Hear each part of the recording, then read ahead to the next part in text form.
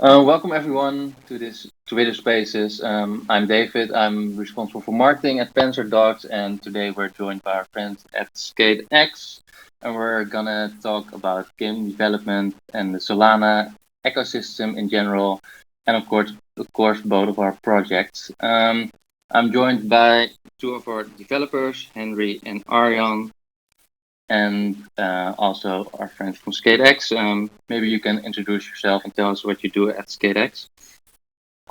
Sure, very happy to be here. We're big fans of the Panzerdogs project, obviously, and learned a lot from watching you folks grow and building awesome things in the community. So it's awesome to be here with you on stage. Thank you for hosting us.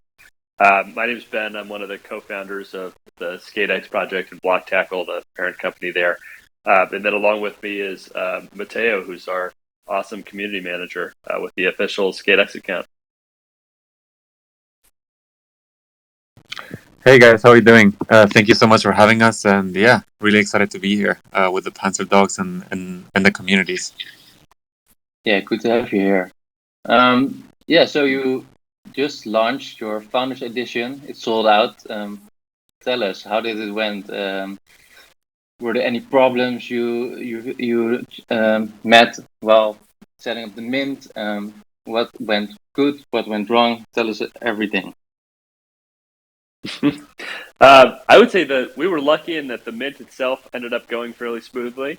And obviously, it was great to have a nice reception from the community and for people to get excited.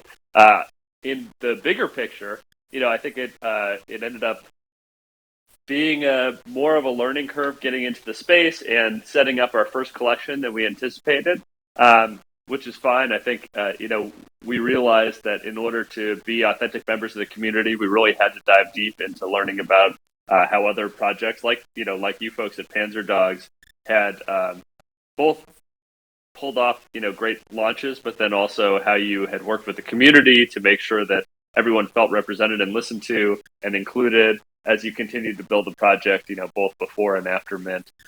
So there was certainly a lot of learning in terms of getting everything right with the metadata around the NFTs and getting those launched. But we felt really good about how the mint went on Magic Eden. I think they were a great partner and very communicative. And also how the final product of the NFTs turned out, the skateboards that ended up in everyone's wallets. Yeah, and to add a little bit to that, we also a day before, like the project that went before us, unfortunately, like their Discord got hacked. So we like security was like a top priority for us, just to like make sure the Discord was kind of locked down, and and no one could like kind of try to get in there and like post anything fake, which I think is something that the space, I think everyone's learning a little bit more about security and just making sure that the Discords are nice and sealed. Yeah, it's something we've noticed as well. Like being really careful with security has been one of our top priorities, actually. Whenever we see any sort of alerts or anything like that, like we have our fingers on the pulse, basically, because you don't want your community members to fall victim to anything nefarious. So it pays to pay a lot of attention to the scene. And we've like made moves like turning off bots and stuff like that may have been compromised, maybe not necessarily compromised, but there was hints that something was going on, and then we disabled behind the scenes and stuff like that just to make things as secure as possible. So yeah, it's security is definitely a paramount feature, I think, at the moment. While like the technology is still developing, and a lot of this stuff is moving so fast, it can become really vulnerable. So I think for anyone getting involved in the space, I think keeping your fingers on the pulse of security is very, very important. Yeah, and that's really something from this space, right? Because like our team is known for the mobile games, and at SkateX you're from all kind of different developers. What do you think is the biggest difference developing in the Solana space compared to working at those other companies? I think that there are a few differences. One is just the community aspect, which is phenomenal, just of working very closely with the community, but also the community of developers. I think coming from more of the traditional gaming space and similar to you in mobile gaming, people aren't unfriendly, but I think there's a lot less active collaboration, partnerships, having spaces and chats like these where everyone's talking honestly about the challenges that they're facing in the space and how they're planning on growing. It's just really cool to see what a welcoming community there is, both among the players and the other developers in the space, and that is really neat, and I think has been something that's different, but a very welcome change from the other areas that we've worked in. Yeah, I actually forgot to introduce myself, but I'm Henry. I'm a game designer and game developer on Panzerdogs. And it's definitely different to my usual working day, working in the NFT space, because it's a lot more community focused. Like I found myself talking a lot more, like having back and forth with the community about like design issues, balance issues, like even like finding out specific tech problems. Like just through the very proactive community members that we have that you wouldn't usually get in like at the mobile game environment. It's extremely refreshing to have like that level of commitment from your community members. It's lovely. It's really nice. And nice on the dev side too, that there is this sort of we're all going to make it spirit, and that we're in an early state with Web3 gaming, and that developers are open to collaborating with each other and figuring out how to solve problems together, and that's pretty refreshing too. Yeah, absolutely. Like the playbook isn't written yet for like most of this stuff, so it's extremely helpful to get feedback from your community, because you're forming these ground rules that other people end up retreading your steps. It's nice to feel like you're building the roots of something greater, like through your work on like this untrodden ground. Yeah, definitely. And we're like you said, we're still really early in this space. How do you think the near future for Solana NFTs and gaming, how will it look like, and will it change from what it is now? What are your thoughts on that? I think the interesting thing that we're seeing, starting with you folks and a few other projects in the past 6 months, is just that the number of experienced game developers who are entering the space and the quality of the projects that they're planning on building, I think is headed in a different and new direction, which is part of what got us really excited about getting in the space as well. It's just that we saw that there was this convergence of interest from players, financing from venture capitalists, and then also the tools that were being developed and the chains that allowed for the creation of gaming experiences that could really be fun. And so that I think hopefully what we're expecting is we're going to start to see, and this is part of what we're trying to build too, is more experiences that really are fun first and oriented towards what could potentially be exciting for a mass market, to bring the next million wallets into the Solana ecosystem, and hopefully into some of these other chains too. I think the more folks who are at the party, the faster that this sector will mature, and there'll be more and more fun experiences for a wider variety of gamers to participate in. Curious what you folks think on that too. I think in particular, maybe Arjen can comment a little bit more on this, but games weren't really viable within blockchain gaming until the transaction throughput that you usually get out of Solana, and like the low transaction fees. And I think it's really going to open the floodgates on like the amount of people that can get involved. Because you don't want to play a game and spend $50 worth of transaction fees just to buy something. You want it to be less than a cent, and done in less than a second. So Solana has been the first one that really stood out as having like the major opportunities for mass appeal in that sense. And I think a lot of game designs and like meta designs, including like backend and stuff, you're going to be able to go off of previous models and advance them further. And that's only really been possible in Solana. So it's one of the reasons we picked the chain. It's probably one of the reasons we'll stick with it as well. Yeah, I think NFTs open up the possibility of real ownership over your assets, but it's also like it also allows players to kind of create their own. Sorry, it's already possible to make your own content for games, but making their own NFTs inside of a game, I think that's amazing, because then you can create something in a game and actually sell it, and then it kind of opens the opportunity for your players to be entrepreneurs in that sense, and that's what I really like about the whole potential of this. Yeah, and that's one of the only things that's only really again been possible on Solana. Like, well, with exceptions of things like Axie Infinity and stuff on Ethereum, but you still have the problems there of gas fees and such. So it's been really nice to be able to start thinking about like the potential expansion of like these the mechanics in blockchain games. So yeah. Yeah, very exciting. So, do you have anything like this planned for SkateX, like making your own NFTs or something else? There have been a couple ideas that have occurred to us around, maybe art on skateboards. There could be something interesting there. So we're definitely thinking about that.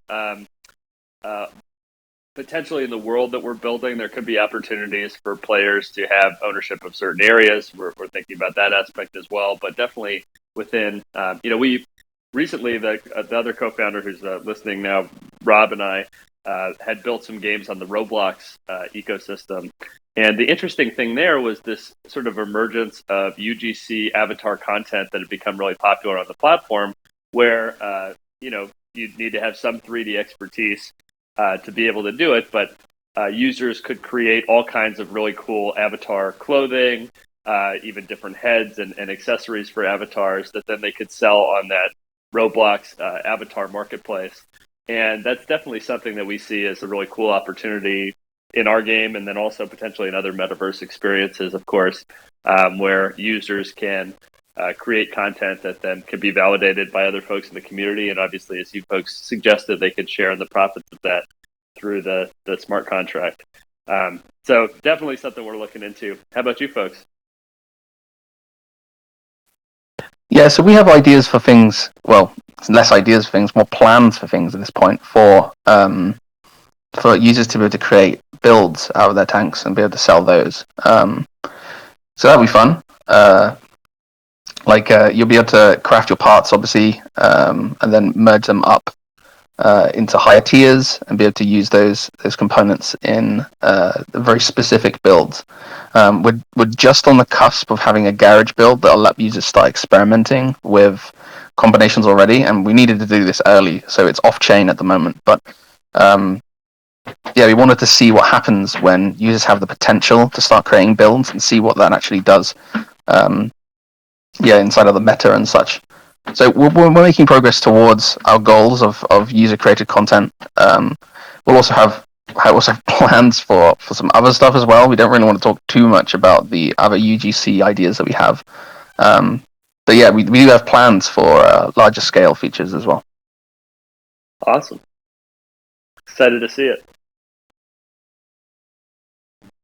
Yeah. And actually, the ideal future would be that we're crossing over all the games in the metaverse, like Panzerdogs into SkateX and the other way around. Is there anything, something you guys have thought about? Yeah, especially, we'd love to find a way to partner with Panzerdogs to bring your NFT PFPs into the game in some way. So we'd love to chat about that. We are we're especially talking to the community just about what projects they're really excited about and which ones they want to see sort of crossover potential with. And then, as I'm sure you folks have been looking into, we're building in Unity, and so in Unity 3D. And so we're just sort of experimenting with what items can be brought in. Can they be brought in a 2D form versus a 3D form, so that they stylistically don't look out of place within this experience? But these are all questions that I think a lot of different projects are addressing, and so trying to figure out what those metaverse standards are going to be for porting items between games is going to be, an interesting problem that people are working on solutions for. Yeah, I mean, one of the things that we think about metaverse stuff, we think like one of the best places for it to work is inside of like in-game events, right?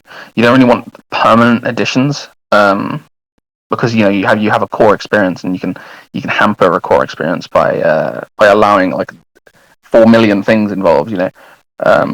So having limited events, or even permanent events around certain ecosystems, like other projects and such as well.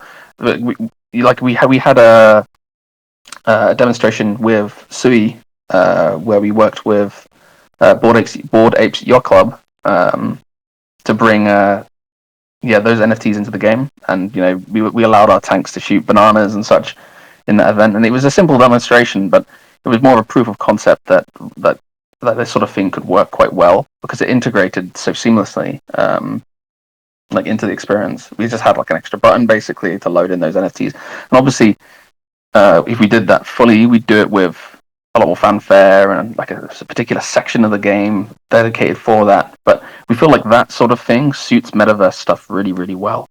And it's a lot easier for the developer side as well to be able to like create those things in a timely manner, without too much in the way of like over integration and such. So your code base would become a disaster if you had to integrate 4 million things on a permanent basis. But if you can do things somewhat, in a systemic way, it becomes a lot easier. Then you don't get spaghetti code and all of this. I imagine we'll be. First of all, that's a really cool integration, and congratulations on that demo. I imagine we're going to see folks developing tool sets for more seamless integration across different projects as well. That at least we'll have some sort of standards around how those files are imported and how they're handled between projects. So I'm really curious to see what comes out in that regard for interoperability. Yeah, I agree. We don't have the advantage of working out of Unity. Well, it's not right. I don't really call it a disadvantage. We're not working there. But we build directly out of HTML5 for flexibility, and like we're basically building with the plan that the technology will come, and because we're on HTML5, we can basically integrate anything. At least that's the plan. Unity is extremely popular, so I imagine a lot of tool sets will start being made, particularly for games for Unity and blockchain. I know Unity have talked a lot about metaverse potential. They'll have to see if they follow through on that. I mean, Unity are not exactly known for holding their the technology, under like a gaslight. So yeah, we just have to see what they do, I guess. Unity are, yeah.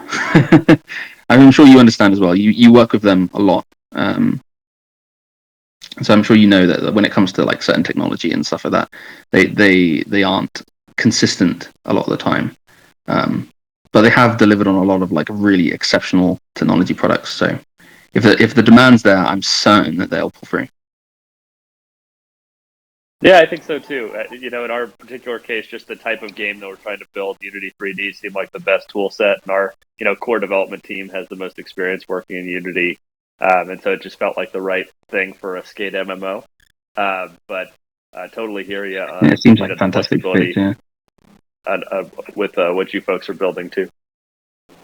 Yeah, I mean, obviously, tech demands its own requirements for each project, so I think it's a perfect fit for you guys. It makes a lot of sense to be working out of Unity.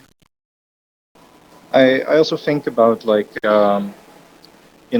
integrating all kinds of NFTs into your own game, but the other way of thinking is you could also just make sort of like a smart contract that other developers can use that actually integrates their NFT into your game. So you can kind of give others the power of making an NFT for your game. So that's like also a solution to this problem of having to support all the NFTs. Like, you don't need to do the work necessarily. Yeah, it's true. It's a good point. I love that idea and sort of the flexibility you create that way, and also just opening it up to the community of what used to be modders, but in this case, the community of folks who could build new UGC content for your experience. And as long as you define a set of standards through which the content that they're creating can be used within your experience, and then you give them a way to create that smart contract that unlocks that, it's got a ton of potential. That's a really smart concept. Thanks. Yeah, I've been thinking about that because we created the smart contract for the tanks, and I just thought like, hey, we could potentially make any NFT into a tank if we don't lock it to our specific NFTs. Yeah, it could literally be a case of building standards. Like at the moment, a lot of the way that NFTs are structured, they're very built particularly for that project, and we're no different to that. Like we have very distinctive information inside of our metadata, particularly for our game. But it would be interesting to see some standardization there, because as soon as you get some standardization, it becomes a lot easier to consistently import certain styles of NFTs, say. And you could imagine like how you could utilize that in terms of like integration into games. It becomes a lot of a lighter load on developers if you have certain consistencies between metadata.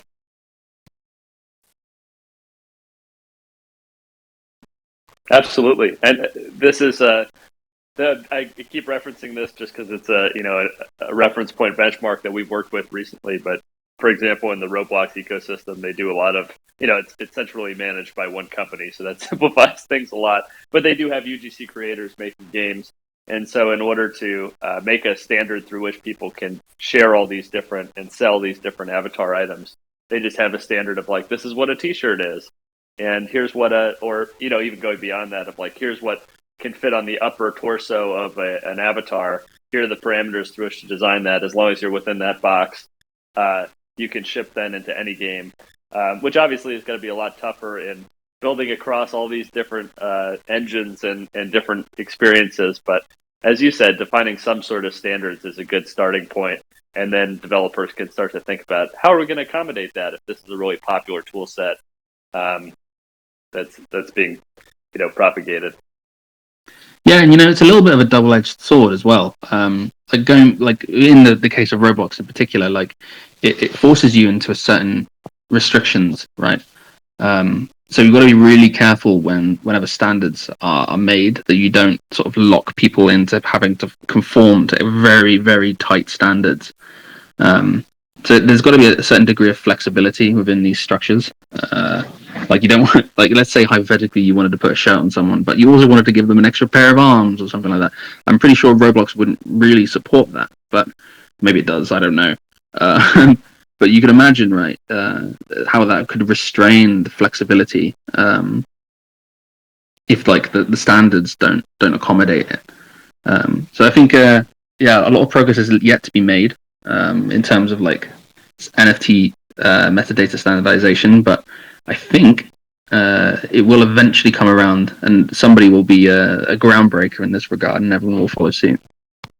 There's also the really interesting question of, and this is something that moderation on some of those platforms have had trouble with, but coming up with then what's the system through which you make sure there's not like Nazi paraphernalia coming through and appearing in your game, in your community, when people create new NFTs. So there's a lot of new sort of considerations that come along with open interoperability and how you make that work in a way that still creates safe, relatively safe communities where people, feel welcome.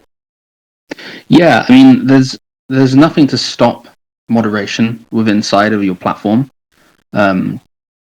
Like, yes, these things are made externally. Yes, they're cross compatible, but that doesn't necessarily mean you have to accommodate them. So if there is particular content that is not good, it could be blacklisted by your moderators with no problem.